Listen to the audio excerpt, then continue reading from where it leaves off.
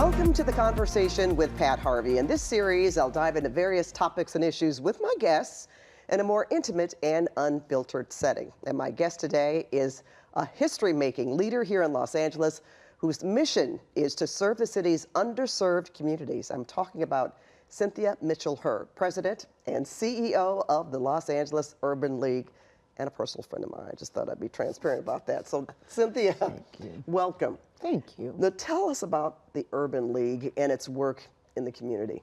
Well, the Los Angeles Urban League, it's 105 years old. And you are the first Woman in nearly a century. So Absolutely. you have made history. I already. have made history, and I'm very proud of that.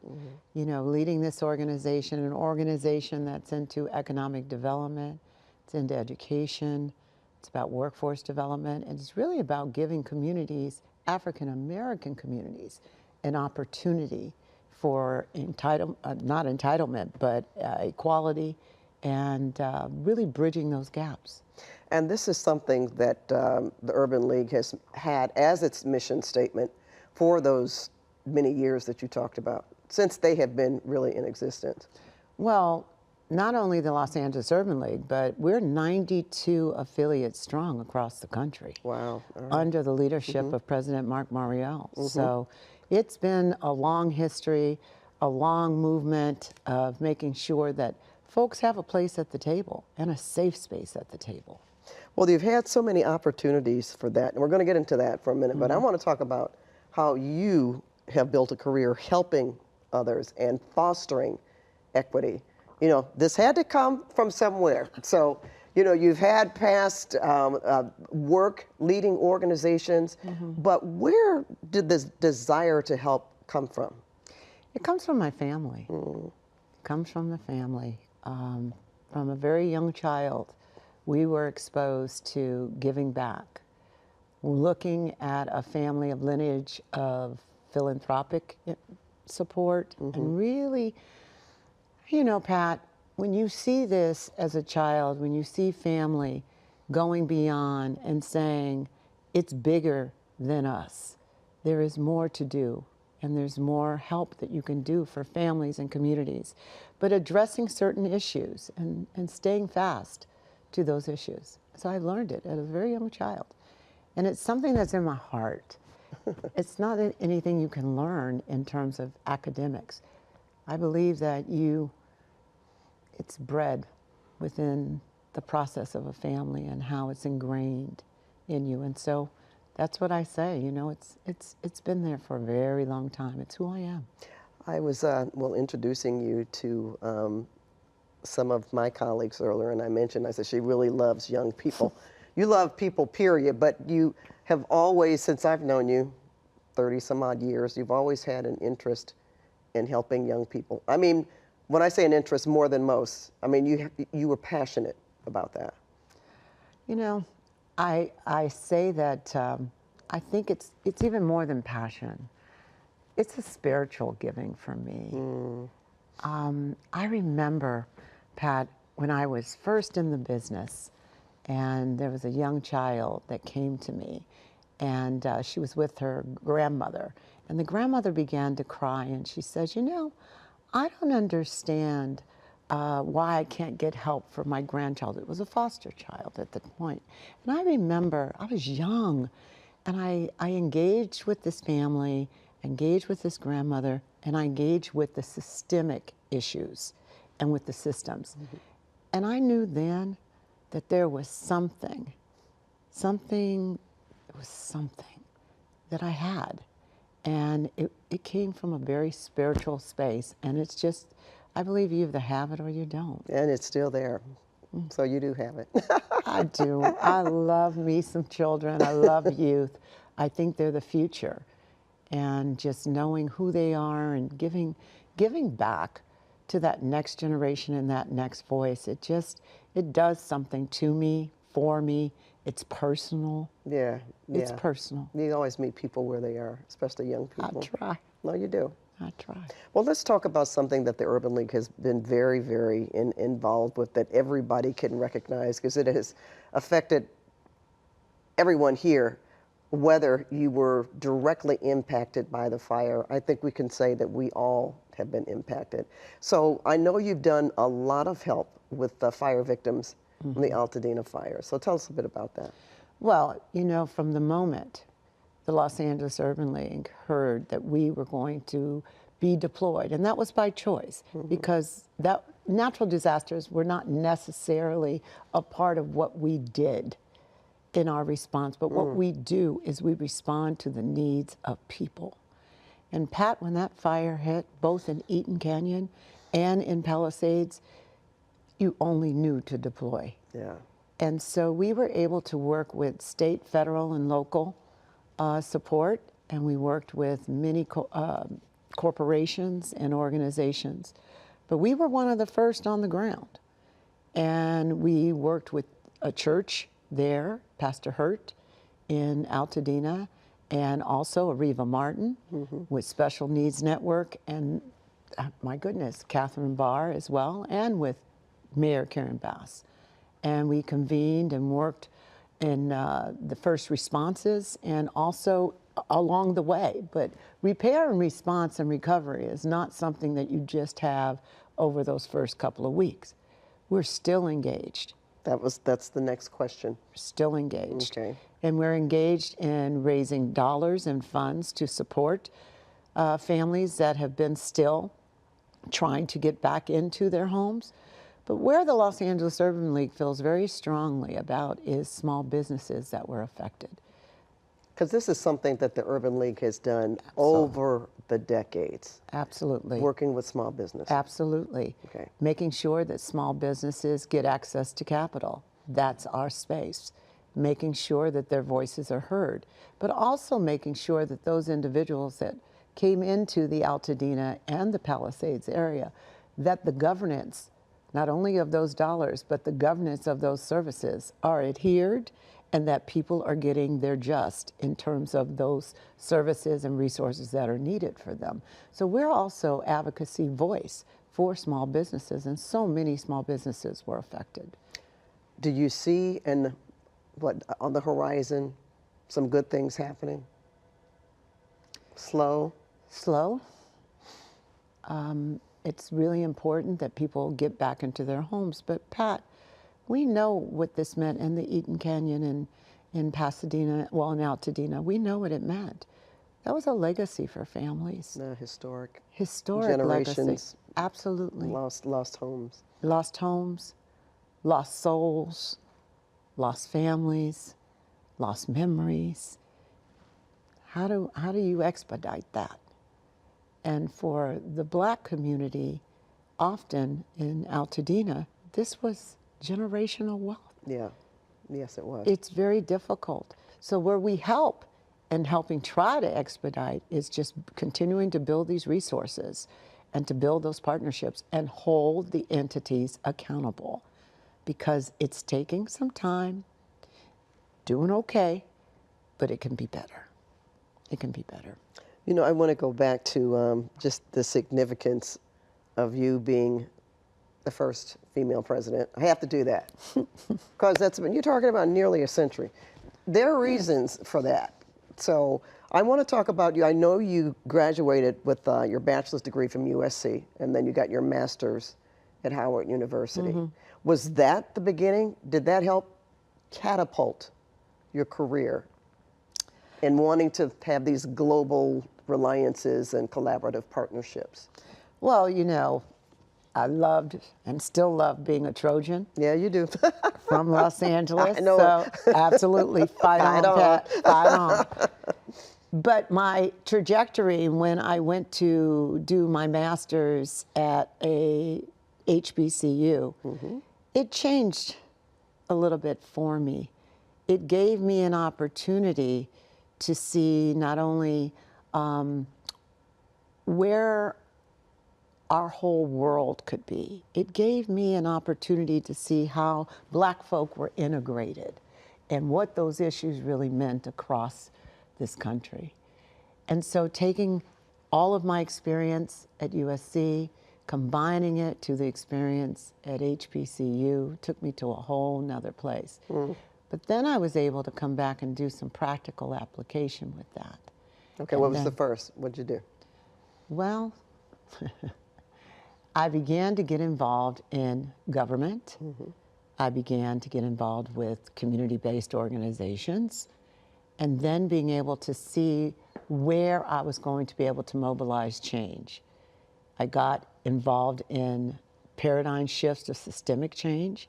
And what does that really mean? It means that across the continuum, when you look at the barriers, because I got in the business of marginalized communities. And I really got, my experience was, look, everybody isn't up here. Everybody in here right here. There's some folks that move all along in those places. And so I was able to start looking at systemic changes. And I really got in the business of poverty. Why are so many people still poor? And what did that mean? And how can you find your way? How can you help with systemic issues to break that barrier to poverty? I'm still looking on that. All right, all right.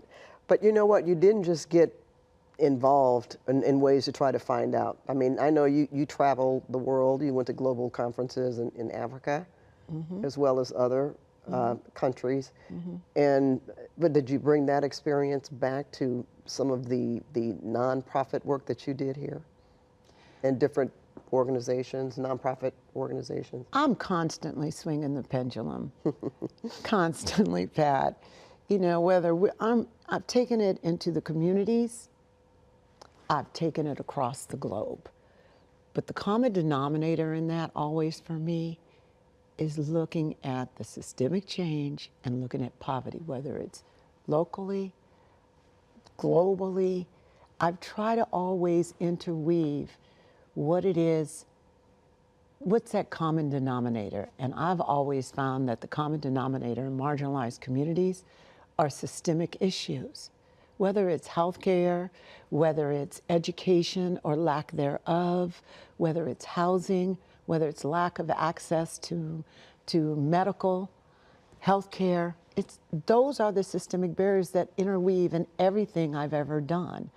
I've always worked in those spaces, and it's my love, to what you asked me before, it's my love for people, always just wanting to help. And I've been very lucky in my life.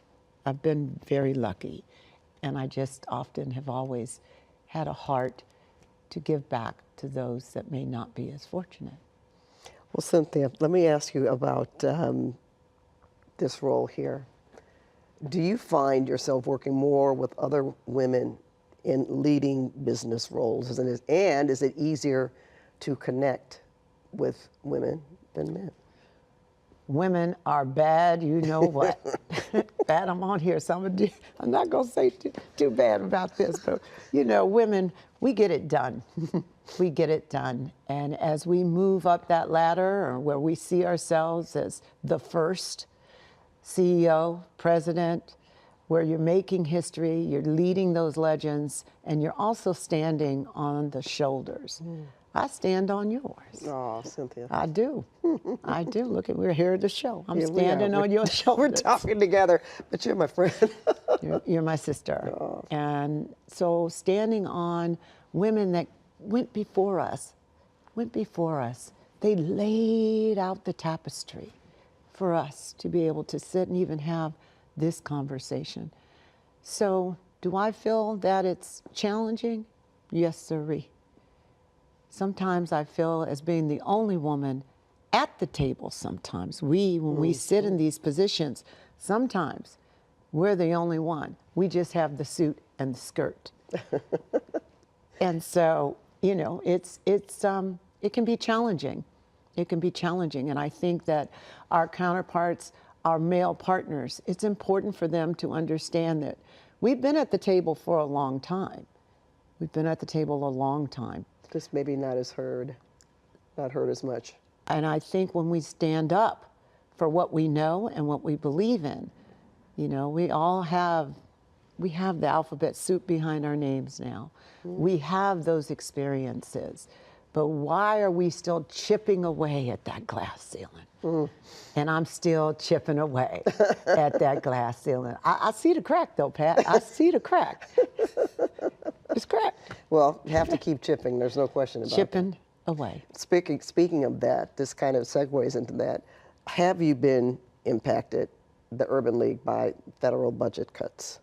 Absolutely. All right. Absolutely. You know, I'm going to try to stay away from some things. Politics. Absolutely, and thank you for that platform. But yes, funding is always a question. And with DEI being wiped out of supposedly of our conversations, we are an organization of equality, empowerment, and engagement for African Americans and people of color. So when we look at some of these areas, of course, we have been impacted. But doesn't mean we stop. The impact has occurred. But chipping away at that ceiling, chipping away at those issues, you find other ways, Pat. You've got to find other ways to make sure, because the only people that suffer are our communities.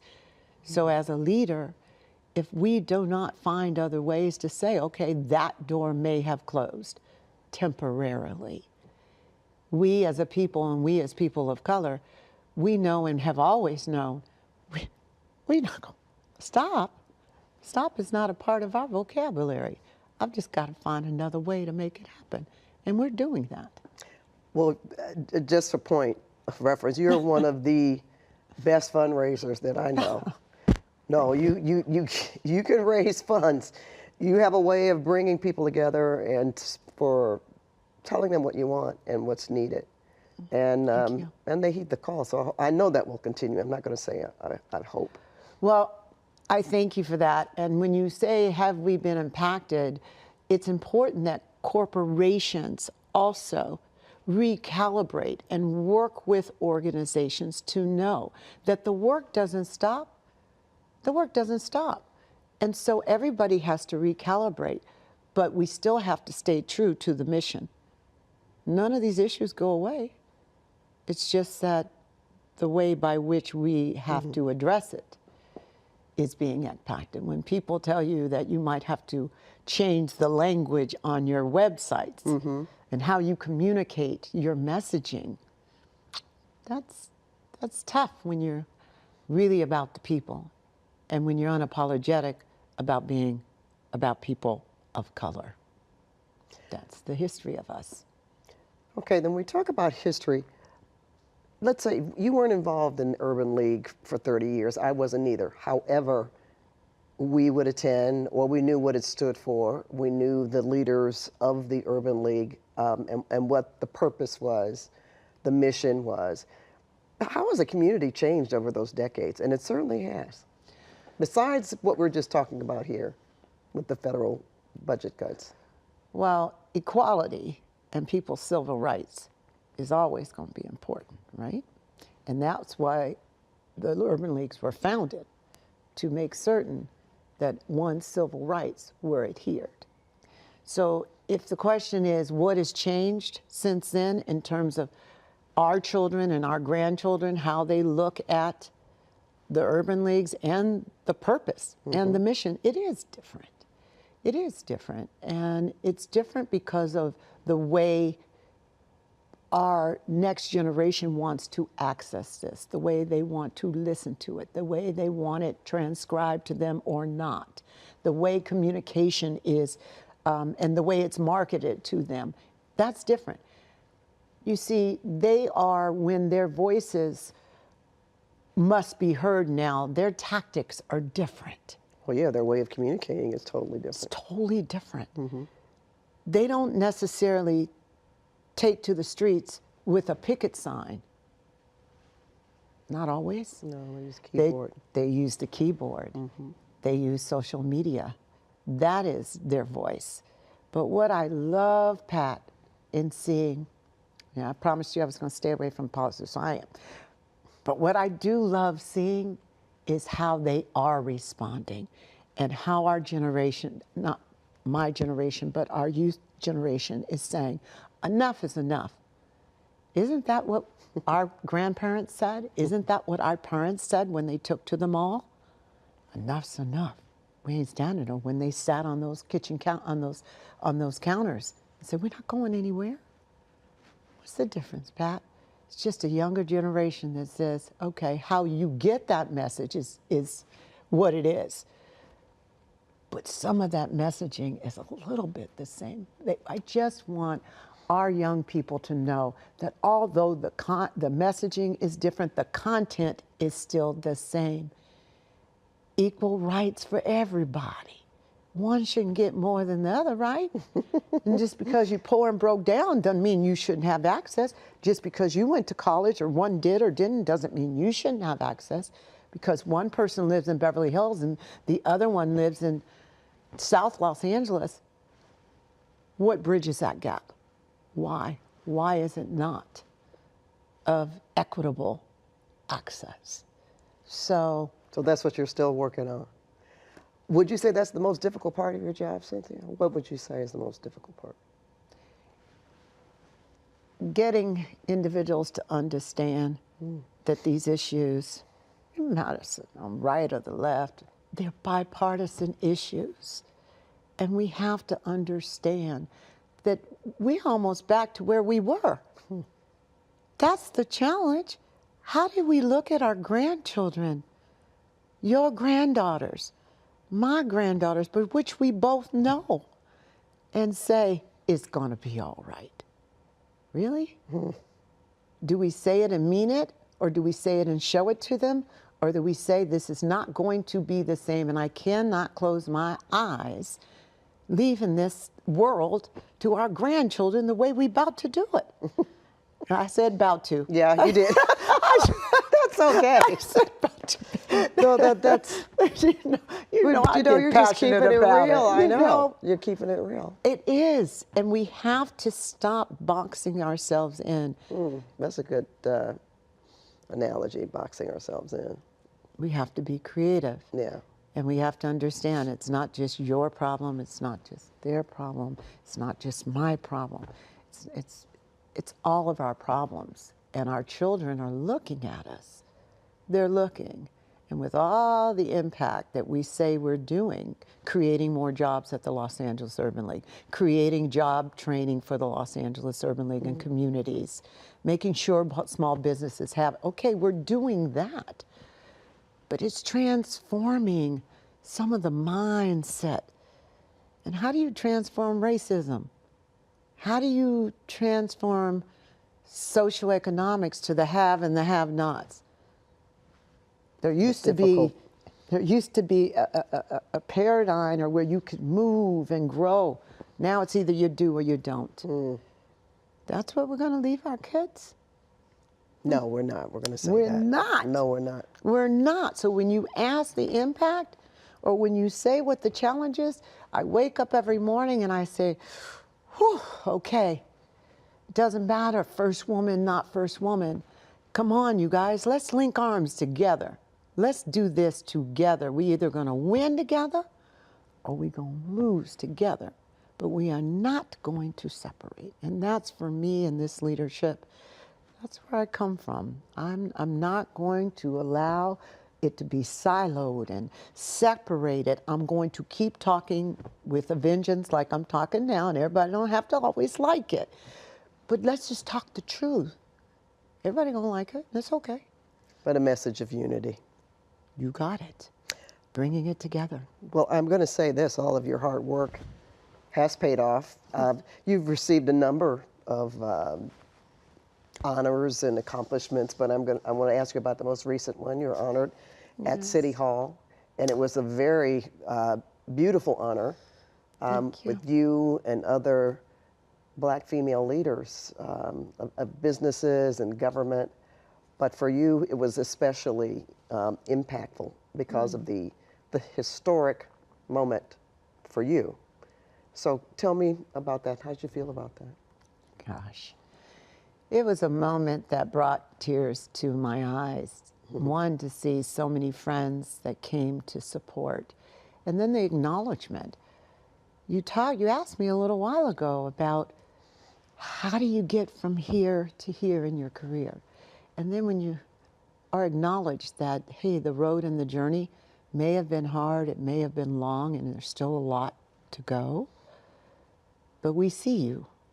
We see you. And it's nice to be acknowledged. You know, I say it to you, you're my sister, and I say, gosh, you've been doing so much for so long, and to say how amazing it is. I say that to women like yourself and other women that I was there with and that were honored together. We know the fights.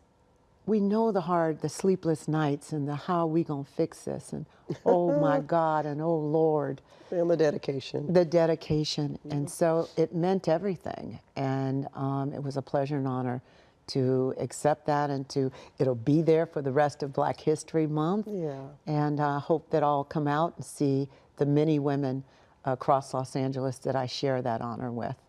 And I had a great pleasure to have the Honorable Diane Watson come and share that with me. She's been a mentor of mine since I was very young and of our family, and it meant the world for her. I said, well, go on and move around. She says, no, I'm going to sit right here. I'll sit right here with you. That's beautiful. And that meant a lot. I saw her at the parade, and that's the part. Well, main individual I had to get out of. I said, whoop, you got to stop the car. Sorry, I have to go and get my hug from Diane Watson. So that was wonderful. It meant a lot. Yeah. And to have the full team out there and everybody, because you know what, Pat? You're only as good as the team. Yeah, that's very true. Only as good as all those that that are around teamwork you. makes the dream work. That's my saying. Absolutely. And I accept that honor. When I saw that picture up there, I just thought of all those that have helped to get me there. And so it was my heart. It was an honor. That's beautiful, and you're so deserving. Well, So, thank you. Thank you. Thank you, Sister. lovely. Thank you. Thank are you, amazing, Cynthia. Pat. I love you so much. Cynthia, I I love love you too. so much, and you've I love always everything been you're there to doing. help me. Well, you have been there to help me as well. Okay, That's what sisters are for, that's right? exactly right. Women get it done. Not that we don't, like, not that men don't, Yeah. right? But women They're get good it done. partners, but we get it done. We get Well, it thanks done. again, Cynthia. Thank you. And thank you for watching The Conversation with Pat Harvey. So make sure to check our YouTube page for future episodes.